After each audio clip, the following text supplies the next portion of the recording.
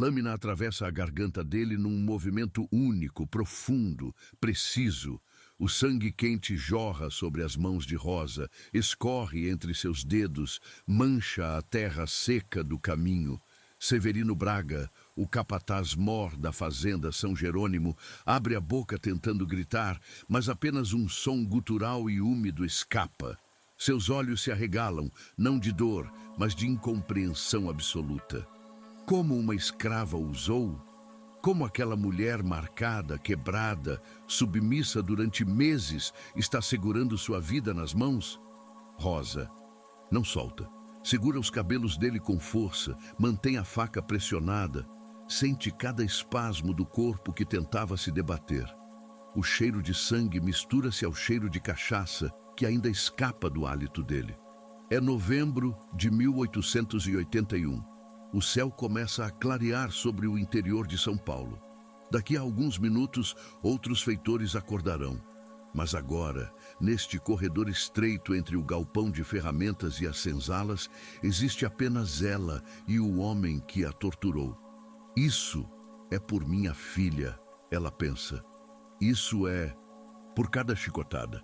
Isso é pelo ferro em brasa no meu ombro. Isso é por cada noite que passei com fome enquanto meus filhos choravam. Quando Severino finalmente para de se mover, Rosa o larga. O corpo cai pesado, os olhos ainda abertos, fitando o nada. Ela limpa a faca na própria roupa, já suja de sangue, e olha para o cadáver sem remorso. Não sente vitória, não sente alegria, sente apenas que uma dívida foi paga. Mas o que uma mulher escravizada tinha feito para merecer essa fúria? Não foi roubo, não foi preguiça, não foi fuga tentada. O crime de Rosa foi simples e devastador. Ela protegeu sua filha de 4 anos das mãos de um feitor. E por isso, marcaram seu corpo com ferro em brasa. Por isso, decidiram destruí-la aos poucos, com fome, humilhação e ameaças constantes contra seus filhos. E hoje, Rosa decidiu que o sofrimento tinha um preço. E Severino Braga acabou de pagá-lo com a própria vida. Você está nos ouvindo de qual cidade? Deixe nos comentários. Porque essa história, acontecida numa fazenda de café no interior paulista, poderia ter sido em Minas Gerais, no Rio de Janeiro, na Bahia, em qualquer canto deste país onde a escravidão existiu. Poderia ter sido sua bisavó, sua tataravó, alguma mulher da sua família que nunca teve nome registrado nos livros de história. Por isso importa saber de onde você nos ouve. Para entender que essas histórias não são distantes, não são apenas do passado. Elas ecoam até hoje nas famílias brasileiras.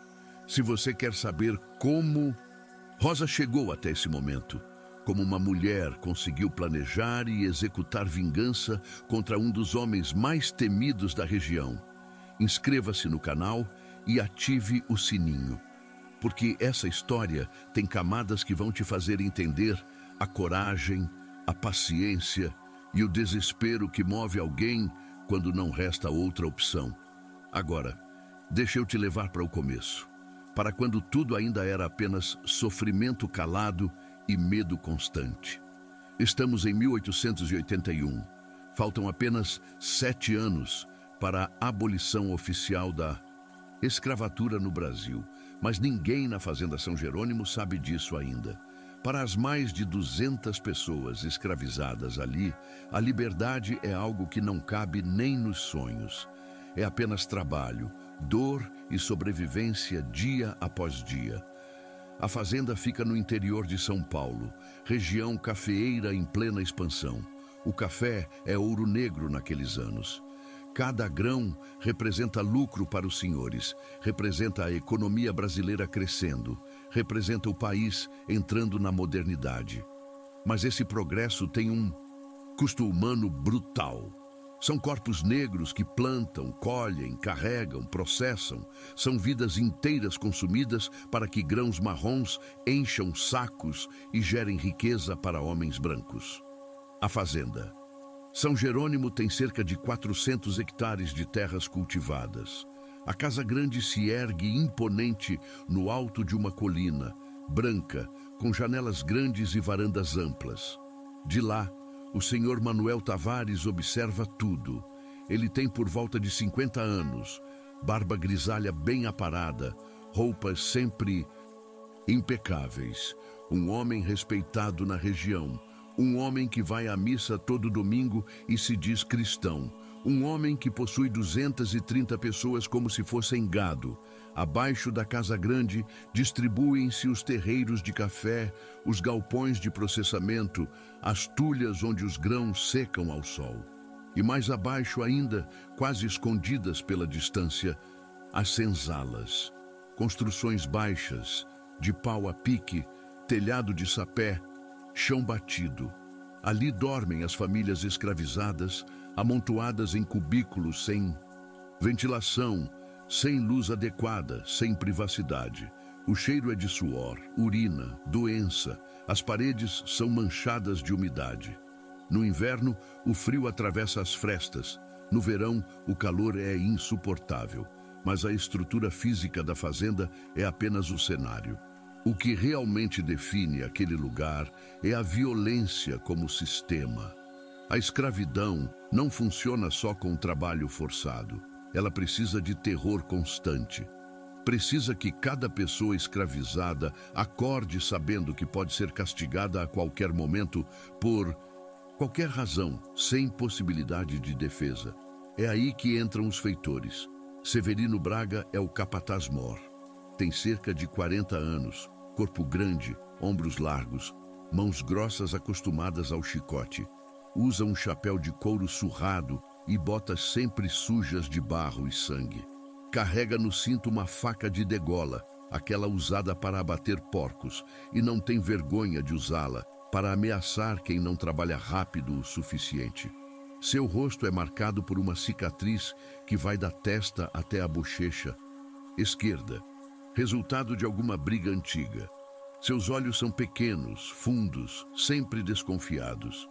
Severino não é apenas cruel por ordem do patrão. Ele gosta do que faz. Sente prazer em ver o medo nos olhos das pessoas quando ele se aproxima. Sente poder quando decide quem come e quem passa fome naquele dia. Ele conhece cada escravizado pelo nome, conhece suas fraquezas, sabe exatamente onde pressionar para causar mais dor. Para ele, essas pessoas não são seres humanos. São ferramentas que precisam ser mantidas em funcionamento através do medo. José Cardoso é o feitor secundário, responsável pela vigilância noturna e pelas punições especiais. Homem de voz áspera, cerca de 35 anos, sempre com um sorriso torto no rosto. José tem uma especialidade. Ele quebra as mulheres. Usa seu cargo para ter acesso a qualquer uma que ele escolha, e todos sabem que resistir significa castigo pior. Ele não precisa usar força física sempre. A ameaça basta. A ameaça de separar mãe de filhos. A ameaça de aumentar a carga de trabalho. A ameaça de marcar o filho com ferro quente se a mãe não ceder. E tem Dona Eulália Tavares, a esposa de Manuel, mulher de 40 e poucos anos, cabelos presos em coque apertado, vestidos pretos mesmo no calor, rosário sempre nas mãos. Ela não suja as mãos com violência física. Sua crueldade é refinada, psicológica. Eulália decide quais crianças serão separadas das mães para trabalhar na Casa Grande.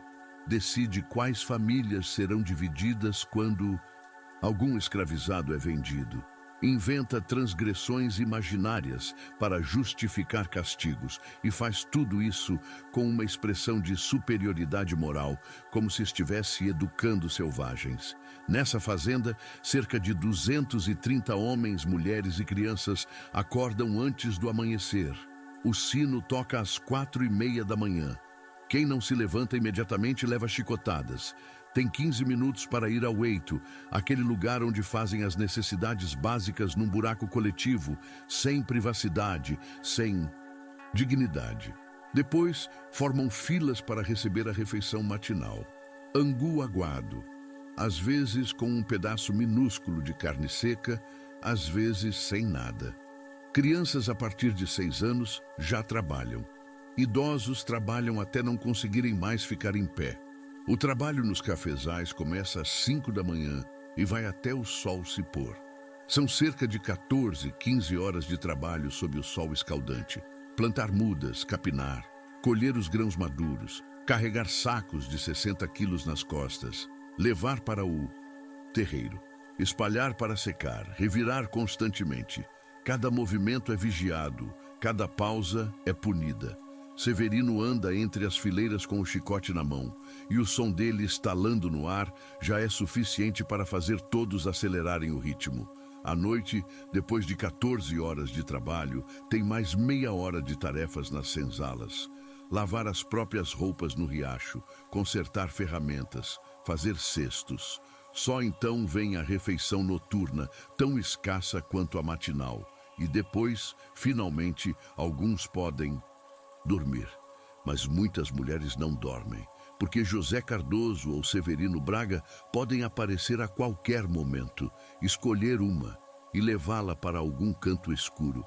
Resistir é inútil. Uma mulher que tenta se defender é marcada como rebelde. E rebeldes são exemplos, são chicoteadas na frente de todos, são presas no tronco sob o sol por dias inteiros, são marcadas com ferro em brasa, ou pior, têm seus filhos vendidos para outras fazendas, para nunca mais serem vistos. É nesse inferno que Rosa vive há 32 anos, mas ela não começou aqui. Antes disso, teve uma história. Rosa nasceu na própria fazenda São Jerônimo em 1849, filha de uma mulher chamada Benedita, que morreu de exaustão nas lavouras quando Rosa tinha apenas 8 anos. Rosa nunca conheceu o pai. Podia ser qualquer um dos feitores, podia ser o próprio Manuel Tavares. Não importava. Para o sistema, ela era apenas mais uma propriedade registrada nos livros de contabilidade da fazenda. De criança, Rosa trabalhava na Casa Grande, limpava chãos, lavava roupas, ajudava na cozinha. Dona Eulália, mais jovem naquela época, às vezes até falava com ela como se fosse quase humana. Quase, mas nunca completamente. Porque mesmo ali, Rosa aprendia todos os dias que seu lugar era abaixo, sempre servindo. Quando Rosa completou 14 anos, Manuel Tavares decidiu que ela trabalharia nas lavouras. Disse que estava ficando vadia na casa. Na verdade, o que ele queria era lucrar mais. Mulheres escravizadas nas lavouras geravam mais resultado que na casa. E Rosa era forte, tinha ombros largos, braços musculosos. Podia carregar peso. A transição foi brutal. Passar de trabalhar dentro da casa, com algum teto sobre a cabeça, para o sol escaldante do cafezal 14 horas por dia. Suas mãos, que lavavam roupas, agora sangravam nas primeiras semanas cavando e colhendo. Suas costas, que nunca tinham sentido o chicote, aprenderam seu gosto amargo quando ela demorou demais para encher um saco. Mas Rosa tinha algo que muitos perdiam: memória. Ela lembrava de cada rosto que a machucava, lembrava de cada injustiça específica. Guardava tudo numa parte silenciosa da mente, como se estivesse arquivando provas para um julgamento futuro. Aos 18 anos, Rosa foi estuprada pela primeira vez por José Cardoso. Ele a encontrou sozinha perto do riacho, onde as mulheres lavavam roupas ao final do dia. Não precisou de muita força. A ameaça bastou. Se ela gritasse, se ela lutasse, ele garantiria que ela apanharia até morrer. Rosa fechou os olhos e deixou acontecer, odiando cada segundo, mas sabendo que sobreviver era mais importante que resistir naquele momento. 9 meses depois, nasceu João. Um menino de pele clara, olhos iguais aos de José Cardoso. Rosa olhou para aquela criança e por um momento sentiu ódio, mas era ódio da situação, não da criança. João não tinha culpa, e quando ele abriu os olhos e olhou para ela, Rosa tomou uma decisão. Aquele menino viveria. Custasse o que custasse, ela o manteria vivo. Trabalhar grávida não foi fácil. Não houve folga, não houve cuidado especial. Rosa colhia café com a barriga enorme, carregava sacos até sentir que o bebê ia cair ali mesmo. Mas aguentou, e depois do parto, teve apenas 3 dias de descanso antes de voltar ao leito. João ficava numa espécie de creche improvisada na senzala, cuidado por mulheres mais velhas que já não trabalhavam no campo. Rosa o amamentava apenas 2 vezes por dia, de manhã cedo e à noite, sempre com pressa. Sempre com medo de alguém reclamar da demora. João cresceu rápido. Aos 6 anos, começou a trabalhar espantando pássaros dos cafezais. Era uma criança quieta, observadora, que já aprendera desde cedo que chamar atenção era perigoso. Rosa tentava protegê-lo como podia. Dividia sua escassa comida com ele. Ensinava-o a ser invisível, a obedecer rápido, a nunca questionar. Quando João tinha 4 anos, aconteceu de novo. Severino Braga encontrou Rosa sozinha no galpão de ferramentas. Dessa vez, foi pior que da primeira. Severino usou violência pura, prazer sádico em ouvir ela sufocar os gritos. Depois, cuspiu nela e disse que se ela contasse para alguém, João seria vendido para uma fazenda no norte, onde crianças trabalhavam nas minas até morrerem. Maria nasceu 9 meses depois, uma menina de olhos fundos, corpo frágil, que chorava pouco demais.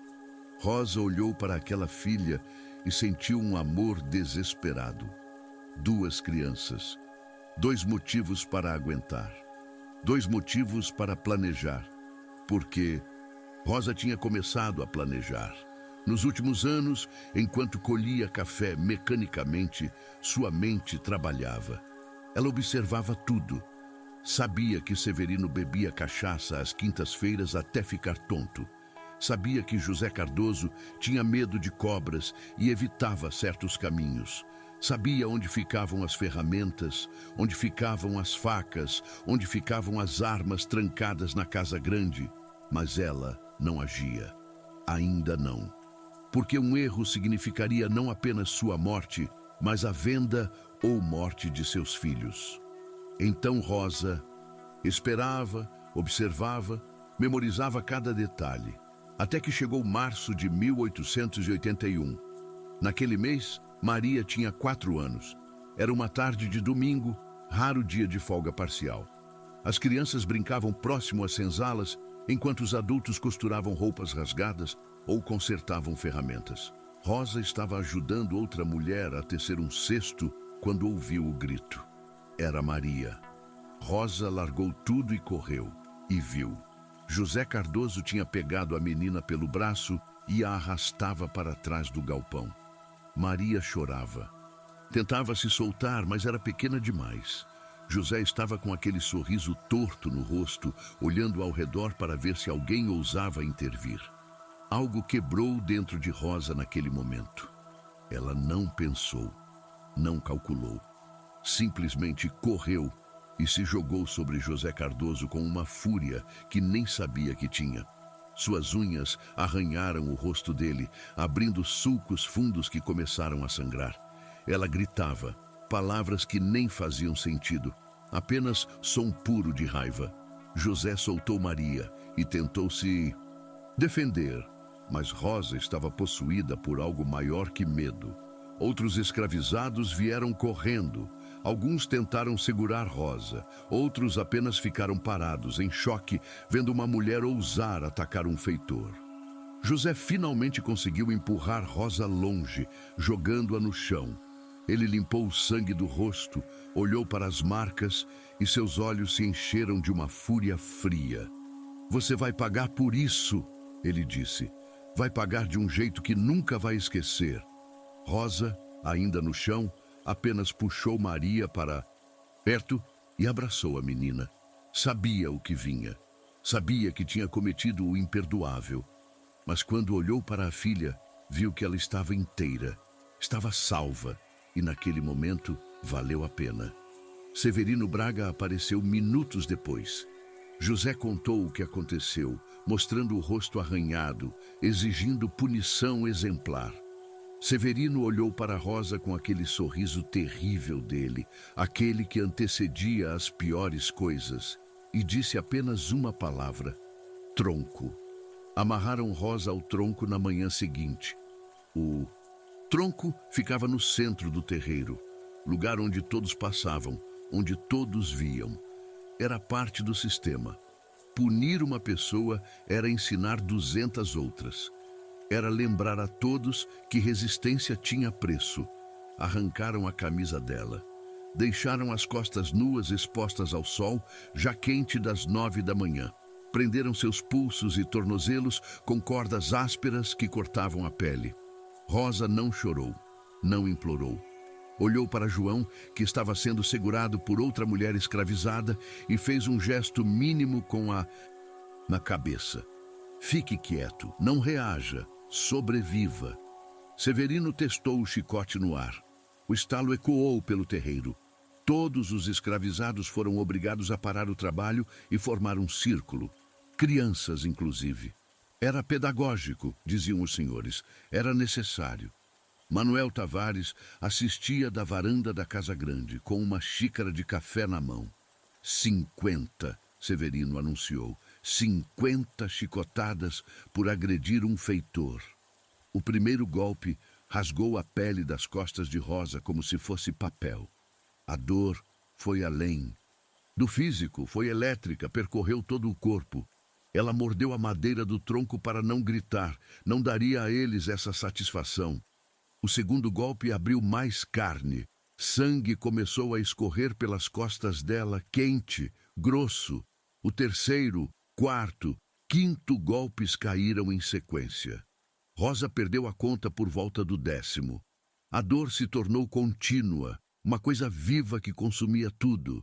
Sua visão escureceu nas bordas. O gosto de sangue encheu sua boca porque estava mordendo a própria língua. Mas ela não gritou. Ouviu João chorar ao longe, e isso a manteve consciente. Precisava aguentar. Precisava mostrar ao menino que era possível sobreviver. Por volta do 30º golpe, as costas dela eram apenas carne aberta. Pedaços de pele pendiam. O osso aparecia em alguns pontos. O sangue formava uma poça no chão de terra. Algumas mulheres no círculo de observadores viraram o rosto. Outras choravam em silêncio. Os homens mantinham expressões neutras, sabendo que demonstrar pena podia colocá-los no tronco também. Severino não parava. Seu braço subia e descia com precisão mecânica. Ele não estava cansado. Estava fazendo seu trabalho. 50. O último golpe caiu. Rosa desabou contra o tronco, sustentada apenas pelas cordas. Sua respiração era superficial. O mundo girava, mas não acabou. Tragam o ferro, Severino ordenou. 2 mulheres foram forçadas a buscar o ferro de marcar gado, aquele usado para identificar o rebanho da fazenda.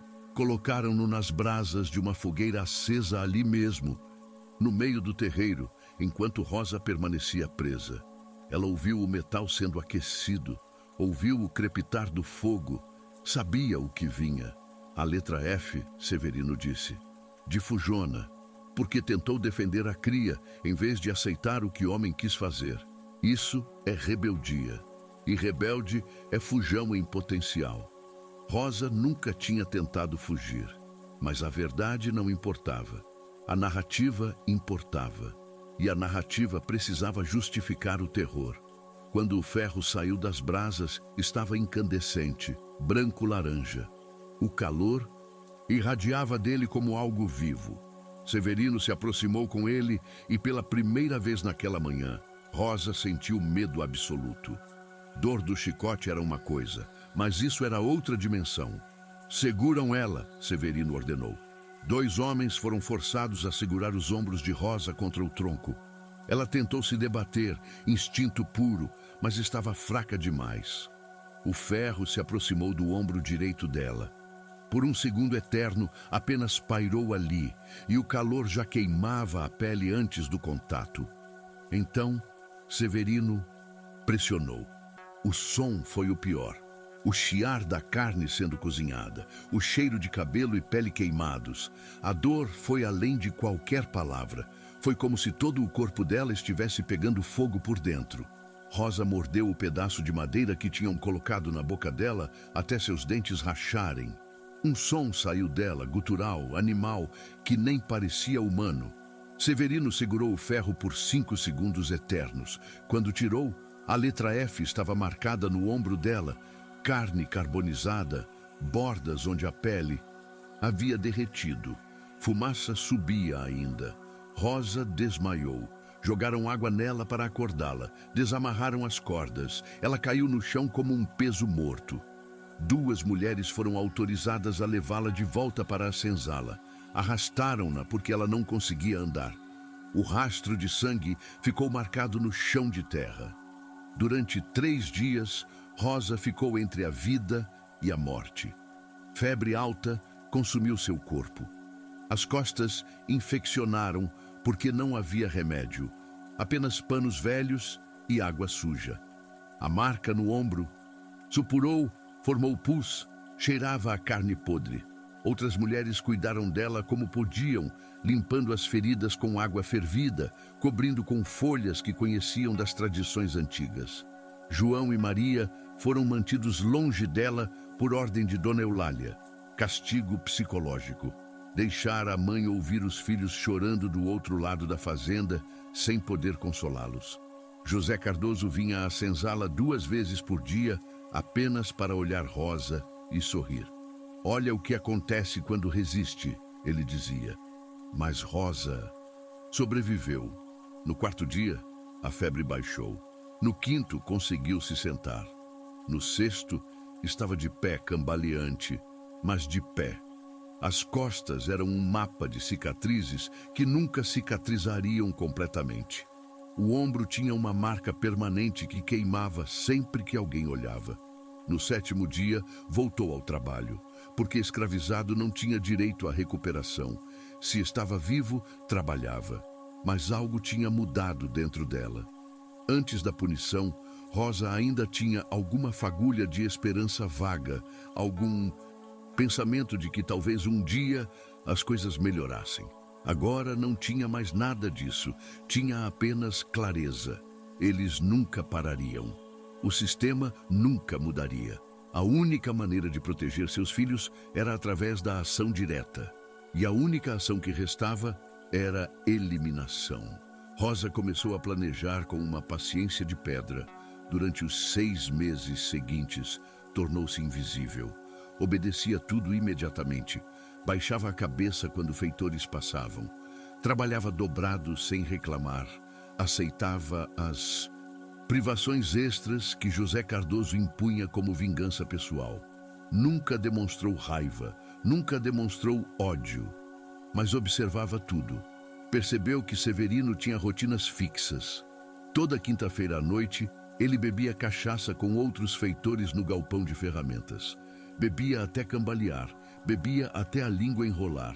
Depois ia dormir na casa dos feitores, mas não antes de fazer uma última ronda pelas senzalas. Sozinho, sempre sozinho, porque ele gostava de demonstrar que não tinha medo dos escravizados. Essa ronda acontecia por volta das 5 da manhã de sexta-feira, quando o céu estava começando a clarear, mas ainda estava escuro o suficiente.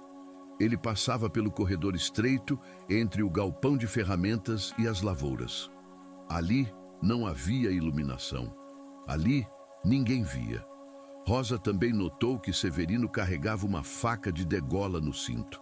Ele a usava para ameaças, mas a deixava pendurada quando se curvava para destrancar os portões das senzalas.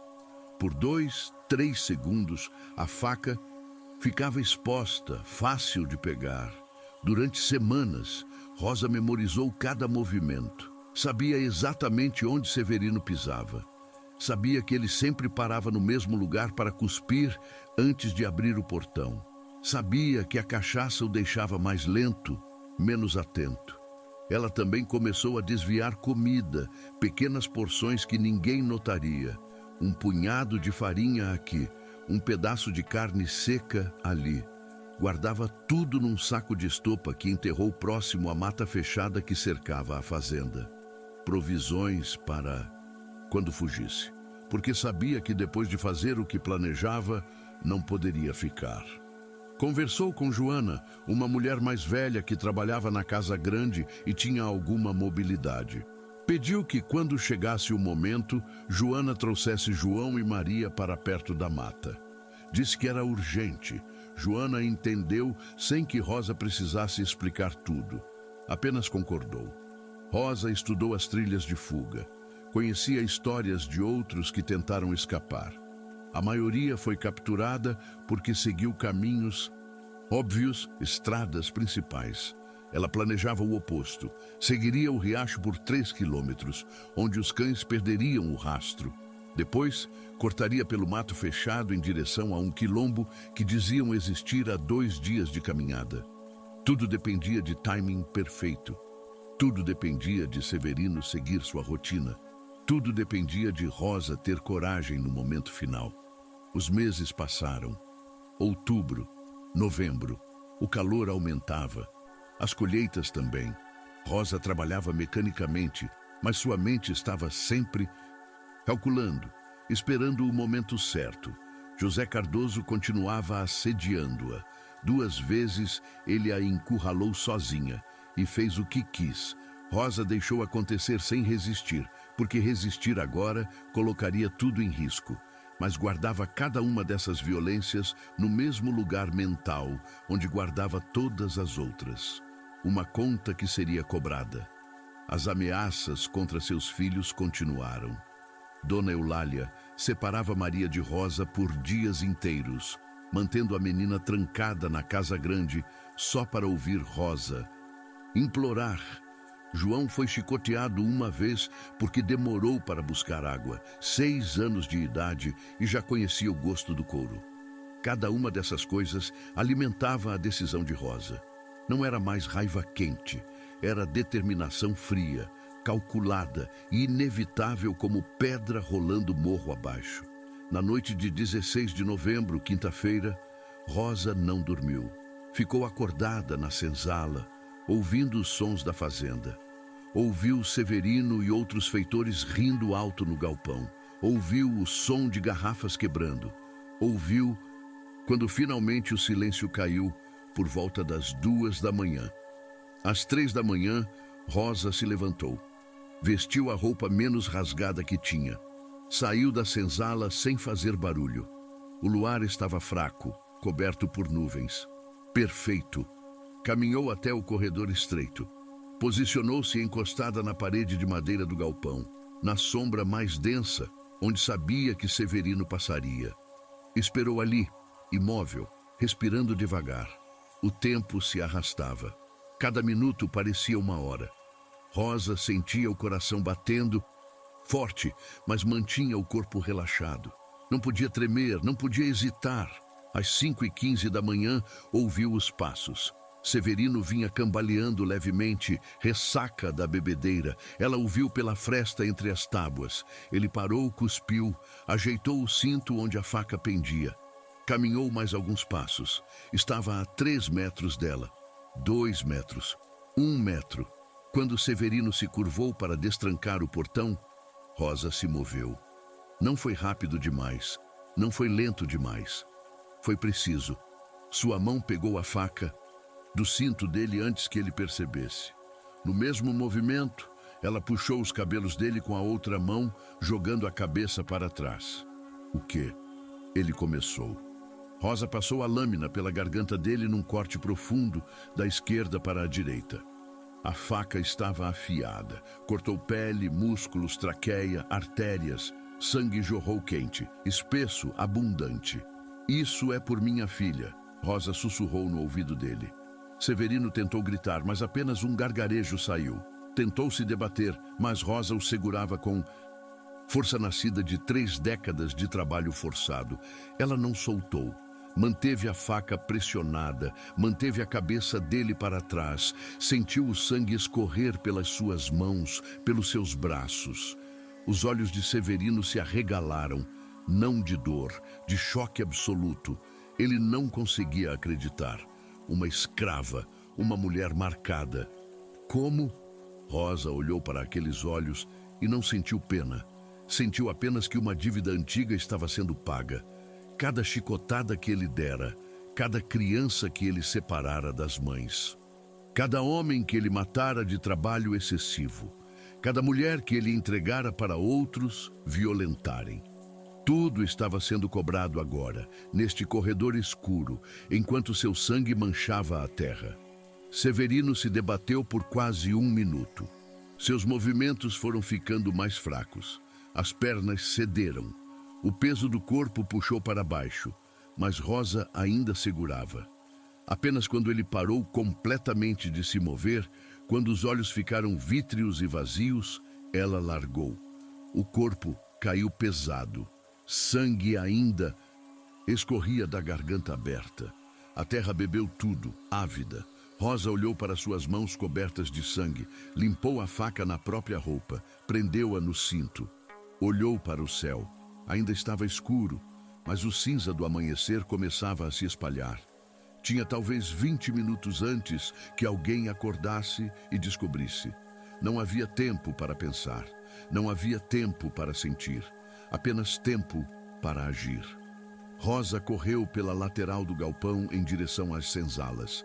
Encontrou Joana já esperando com João e Maria. A mulher mais velha tinha ouvido algo, tinha entendido.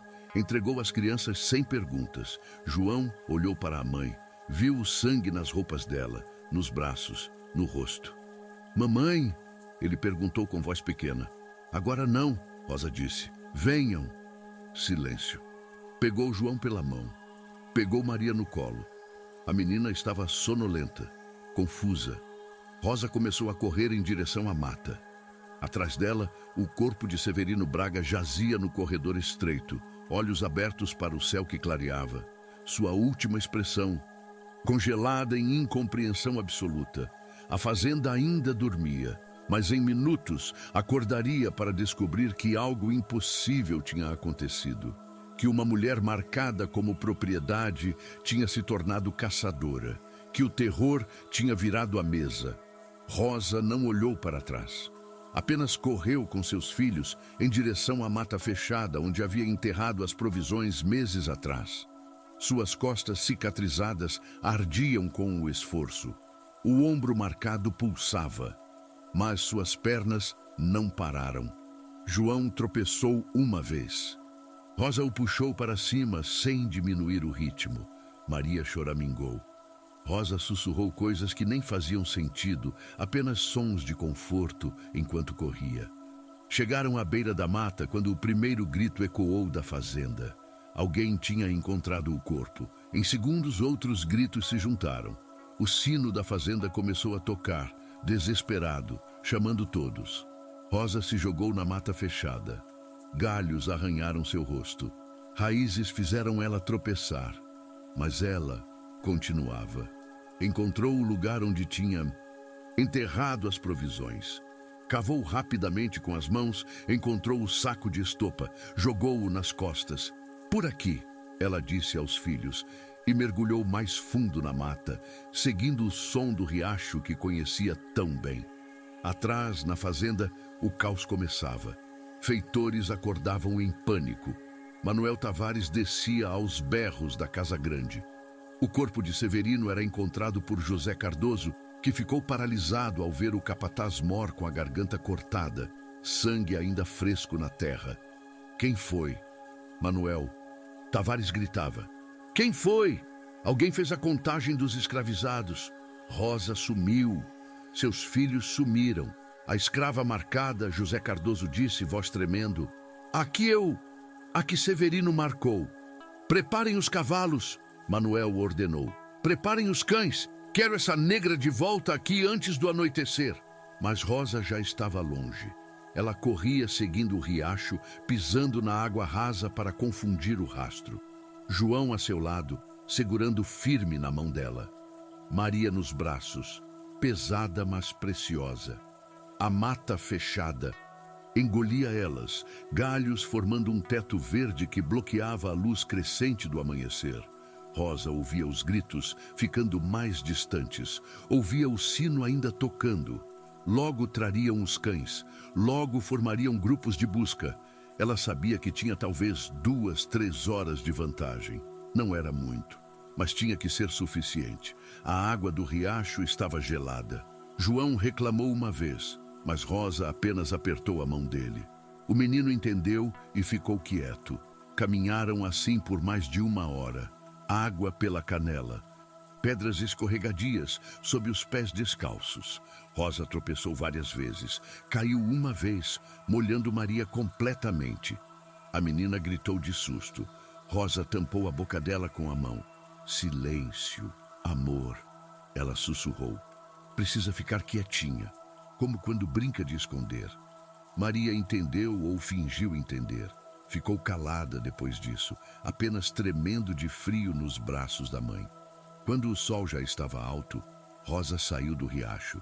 Seguiu para dentro da mata mais densa, onde árvores antigas formavam uma escuridão perpétua mesmo durante o dia.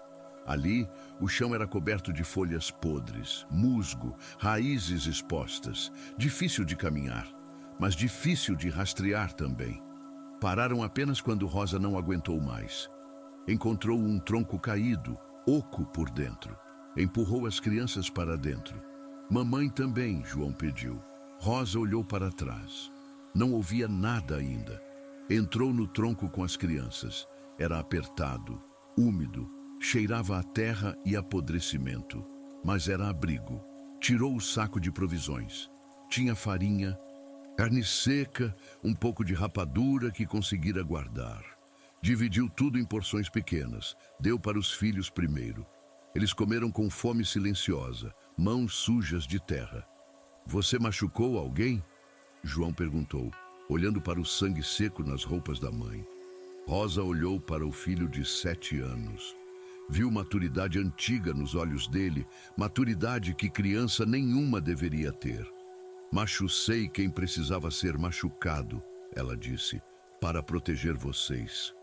João apenas acenou. Não perguntou mais nada. Já conhecia o mundo suficiente para entender. Descansaram ali por talvez 2 horas.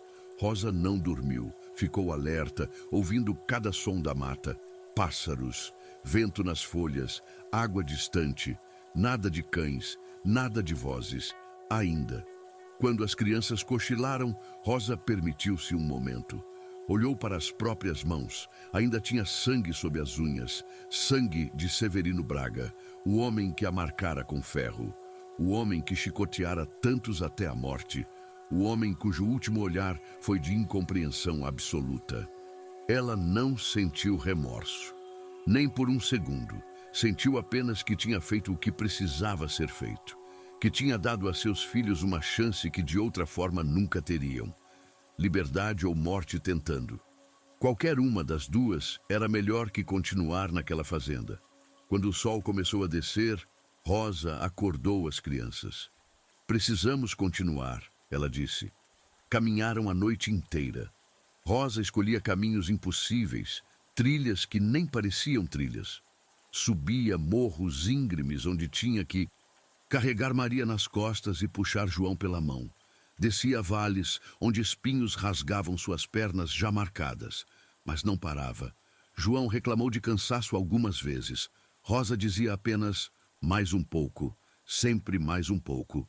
E o menino obedecia porque não havia escolha. Maria desmaiou de exaustão nos braços da mãe. Rosa carregava o peso morto sem diminuir o ritmo. Na segunda madrugada, chegaram a uma clareira. Ali, Rosa viu fumaça ao longe, fumaça de fogueira.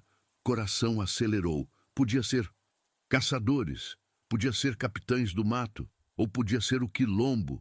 Esperou até o amanhecer para se aproximar. Deixou as crianças escondidas sob arbustos. Caminhou sozinha, devagar, fazendo barulho de propósito para não parecer ameaça. 2 figuras apareceram entre as árvores. Homens negros, armados com facões, olharam para ela, para o sangue seco nas roupas, para a marca no ombro dela, visível mesmo de longe. Você é fugida, um deles disse. Não era pergunta. Rosa apenas acenou. De onde? Fazenda São. Jerônimo. Os homens trocaram olhares. Ouviram falar que mataram o capataz Mor lá, verdade? Rosa encontrou os olhos dele.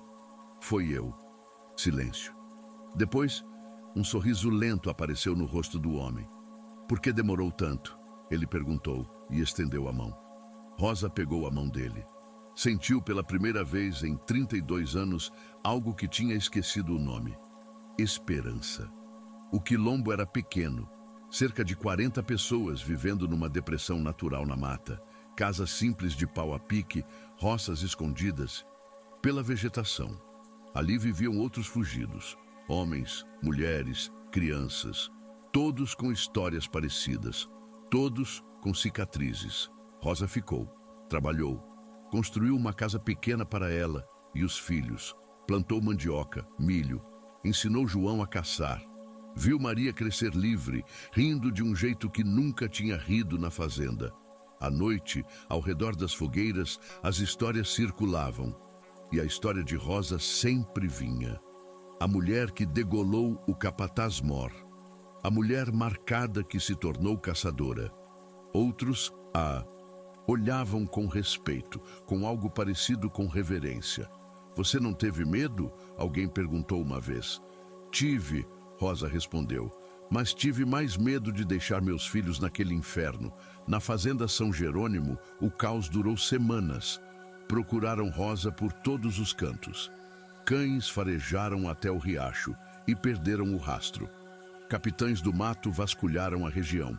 Ofereceram recompensa. Nada. José Cardoso assumiu o posto de capataz Mor. Mas não era o mesmo. Todos na fazenda sabiam o que Rosa tinha feito.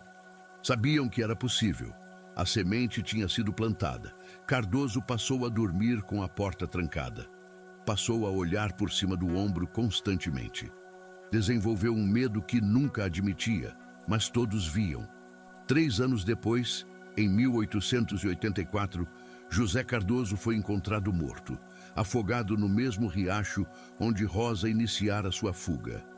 A história oficial disse acidente, mas os escravizados da fazenda sabiam melhor. Sussurravam que alguém o segurou debaixo d'água, que foi justiça demorada, que foi karma. Manuel. Tavares envelheceu rápido depois da morte de Severino. Perdeu o controle da fazenda. Os escravizados trabalhavam mais devagar, sabotavam equipamentos, fingiam não entender ordens. Não era rebelião aberta, era resistência silenciosa e constante. Erosão. Em 1888, quando a abolição finalmente chegou, Manuel já estava meio louco. A fazenda, falida. Dona Eulália morrera 2 anos antes de alguma doença que os médicos não souberam nomear. Dizem que ela definhou, gritando à noite com pesadelos. Rosa viveu no quilombo por 17 anos. Viu a abolição chegar, mas não voltou para a civilização imediatamente. O quilombo era seu lar agora. Ali tinha comunidade, tinha paz. João cresceu forte, tornou-se um dos protetores do quilombo. Casou com uma mulher de outro grupo de fugidos. Tiveram filhos que nunca conheceram correntes. Maria tornou-se parteira. Trouxe ao mundo dezenas de crianças livres, cada uma delas um testemunho de que o futuro era possível. Rosa morreu em 1898, aos 49 anos, morte natural, cercada pelos filhos e netos. Suas últimas palavras contam foram: valeu a pena. Enterraram-na sob uma árvore antiga no centro do quilombo. A marca no ombro dela, aquela letra F que Severino tinha queimado na carne dela, foi enterrada com ela. Mas a história permaneceu. Você precisa entender uma coisa. Rosa não foi única. Ela foi uma entre milhares, entre dezenas de milhares. O Brasil manteve a escravidão por quase 400 anos. Nesse tempo, incontáveis mulheres e homens resistiram. Alguns fugiram, Alguns se mataram para não continuar escravizados, alguns mataram seus algozes. A história oficial raramente conta essas histórias. Prefere falar dos abolicionistas brancos, dos políticos que assinaram leis, mas a verdadeira abolição começou muito antes nas senzalas, nos quilombos, nos momentos silenciosos de vingança e fuga. Rosa fez o que fez porque não havia outra escolha. Porque pedir misericórdia não funciona quando o sistema é construído para te desumanizar. Porque justiça não vem de quem te oprime, vem de você mesmo com suas próprias mãos, mesmo quando essas mãos estão marcadas e sangrando. Quantas mulheres como Rosa existiram? Quantas mataram seus opressores e fugiram para nunca serem encontradas? Quantas histórias foram apagadas porque contá-las era perigoso demais? Não sabemos. Nunca saberemos. Mas cada cicatriz nas costas de pessoas escravizadas, cada marca de ferro, cada criança vendida, cada estupro não punido, criou outras Rosas. A Fazenda São Jerônimo existe até hoje, transformada em patrimônio histórico. Turistas visitam a Casa Grande restaurada, admiram os móveis antigos, tiram fotos nas varandas, mas as senzalas foram demolidas há décadas. Não há placa contando a história de Rosa. Não há memorial para Severino Braga, e é bom que não haja. Há, sim, uma árvore antiga nos fundos da propriedade. Ninguém sabe exatamente quantos anos tem, mas dizem que cresce no lugar onde um capataz foi encontrado morto numa manhã de novembro de 1881. Dizem que a terra ali ainda é mais escura, manchada por algo que nunca saiu completamente. E em noites quietas, quando o vento passa pelas folhas, dizem que dá para ouvir algo. Não exatamente um grito, mas como um sussurro. Palavras que soam como, isso é por minha filha. 3 lições ficam dessa história. Primeira, sistemas de opressão só funcionam quando as vítimas acreditam que não há saída. No momento em que alguém decide que morte lutando é melhor que vida submissa, o sistema racha. Rosa não destruiu a escravidão sozinha, mas criou uma rachadura, e rachaduras se espalham. Segunda, violência gera violência. Severino Braga passou décadas distribuindo sofrimento como se fosse pedagógico. Criou seu próprio algoz. José Cardoso abusou de incontáveis mulheres e morreu afogado. Não foi destino, foi consequência. Causas têm efeitos. Terceira, história não é feita só por presidentes e generais. É feita por mulheres com nomes esquecidos que degolaram opressores numa madrugada e fugiram com filhos nos braços, por homens que organizaram quilombos, por crianças que cresceram livres, porque alguém teve coragem de romper as correntes. Essas histórias importam talvez mais que qualquer outra. Rosa hoje estaria com mais de 150 anos se estivesse viva, mas sua história continua viva. Passa de boca em boca nas comunidades quilombolas. É sussurrada como exemplo, como prova de que resistência é possível. E cada vez que alguém conta a história da mulher, marcada que virou caçadora, Severino Braga morre de novo, e Rosa vive de novo, e justiça, mesmo que atrasada, mesmo que sangrenta, mesmo que imperfeita, é feita de novo. Se essa história te tocou de alguma forma, se você acredita que alguns capítulos da história brasileira precisam ser contados, mesmo quando são dolorosos, deixe seu like. Não é só um botão. É um voto para que histórias como a de Rosa não sejam esquecidas. Compartilhe com alguém que precisa saber que resistência sempre existiu. Que pessoas escravizadas não foram vítimas passivas esperando a abolição cair do céu. Foram lutadores, foram estrategistas, foram vingadores. Se inscreva no canal e ative o sininho, porque tem centenas de histórias parecidas esperando para serem contadas. Histórias de mulheres e homens que decidiram que dignidade valia mais que segurança, que liberdade valia mais que vida. E me conta nos comentários, você conhece alguma história de resistência na sua própria família? Seus antepassados foram escravizados? Foram quilombolas? Ou você tem histórias que ouviu, mas nunca viu escritas em lugar nenhum? Compartilha, porque cada história importa, cada nome importa, cada vida importa. Rosa existiu, Severino existiu, a Fazenda São Jerônimo existiu. Os detalhes podem variar, os nomes podem ter sido outros, mas a essência é real. Isso aconteceu milhares de vezes. Em cada fazenda, em cada engenho, em cada canto deste país.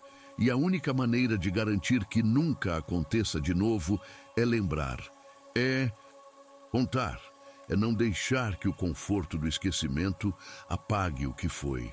Então, obrigada por ter ficado até aqui, por ter ouvido a história completa, por ter testemunhado, mesmo que só em palavras, o que Rosa fez naquela madrugada de novembro de 1881. A memória dela permanece, a coragem dela permanece, e enquanto histórias como essa forem contadas, a lição permanece. Injustiça tem limite. E quando esse limite é ultrapassado, não existe sistema que segure a vingança que vem depois. Até a próxima. História. E lembra, o passado nunca está tão distante quanto parece. Ele vive nas cicatrizes que carregamos, nas histórias que contamos, no sangue que corre nas nossas veias. Rosa degolou seu opressor, fugiu com os filhos e viveu livre.